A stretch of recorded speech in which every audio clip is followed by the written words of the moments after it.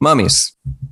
Pretty weird. I mean, you take everything out, you fill it with sand and packing peanuts or whatever, and then you bury it anyways. People before the scientific method were pretty creative in their cultures, and I mean, they just kind of did things as rituals because their ancestors did it before them, and that's what's normal. Now we can see it as an archaeological madhouse for all sorts of entertainment, but maybe sometimes lessons. This is my perspective. The Chinchoro culture. Here we travel to the little sliver of the Atacama Desert in Chile. We call it Chile now, but 9,000 years ago, they probably called it something else. We don't know much about people from 9,000 years ago because that's a lot of digging to go through, but we do know they were fish-loving people.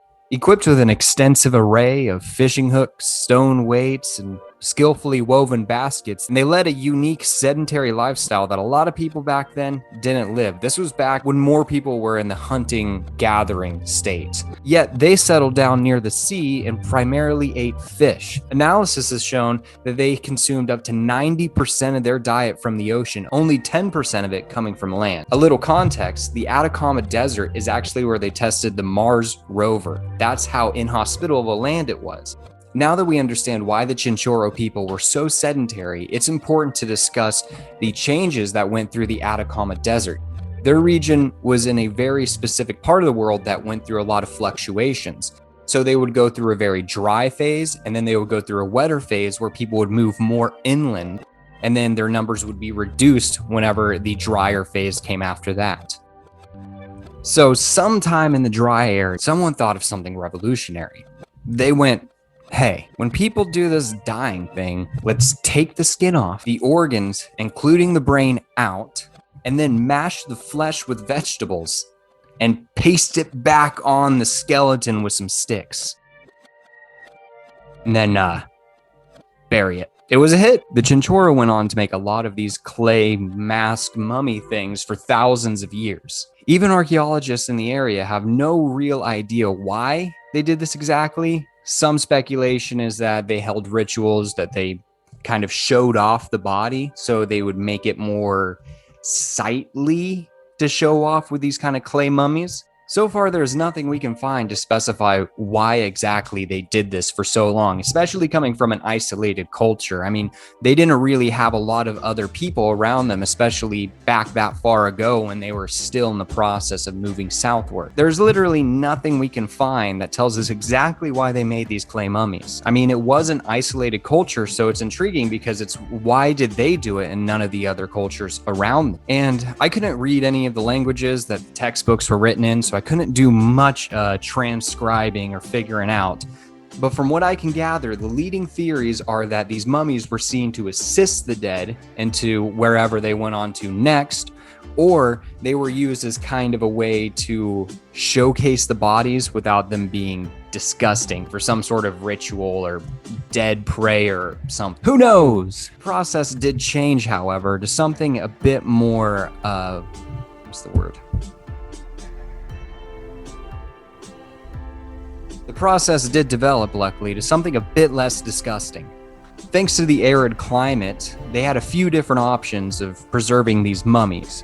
But these are going to be different than the Egyptian mummies that you would be familiar with. Egyptian mummies are classified as internally prepared, while the Chinchoro mummies are more of an example of a reconstructed mummy, which is a lot nicer way of saying a fleshy mixture of vegetables with a clay face. Here are the 5 different types of Chinchoro mummies that have been recovered from the site so far. Natural. Some of the oldest ones are au naturel, meaning that it was an accident mummy. The bodies were just preserved in the salty soil, and the arid climate actually dehydrated the skin before any sort of decomposition could set in. So these bodies were just found wrapped in reeds in the ground, and they just had their skin dried out before they could decay. Black mummies, observed in times between 7,000 and 5,000 years ago.